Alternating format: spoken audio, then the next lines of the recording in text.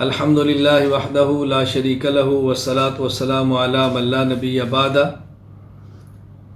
قربانی کرنے والے کے لیے مستحب یہ ہے کہ جب ذی الحج شروع ہو جائے تو اپنے بال اور ناخن نہ کاٹے۔ حضرت ام سلمہ رضی اللہ تعالیٰ عنہ فرماتی ہیں رسول اکرم صلی اللہ علیہ وسلم فرمایا اذا رأیتم ہلال ذی الحجہ واراد احدکم ان یضحی فلیمسک عن شعرہ واظفارہ، جب تم ذی الحج کا چاند دیکھو اور قربانی کرنا چاہو اب اپنے بال اور ناخن نہ لو، اب نہ کاٹو۔ یہ حدیث صحیح مسلم کتاب الاضاحی باب النہی من دخل علیہ عشر ذی الحجہ وہو مرید تضحیہ کے اندر یہ بات موجود ہے۔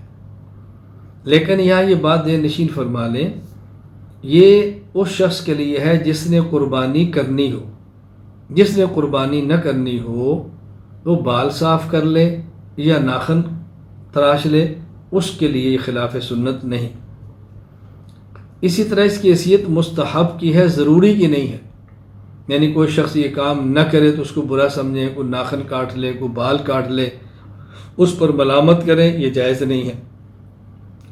اسی طرح اگر کسی شخص نے زائدہ ضرورت زیر ناف یا بغل کے بال نہیں تراشے اور 40 دن ہونے والے ہیں، اس کو چاہیے کہ اپنے بال تراشے، اس لیے کہ 40 دن سے زائد تک ان بالوں کو صاف نہ کرنا ناجائز اور حرام ہے۔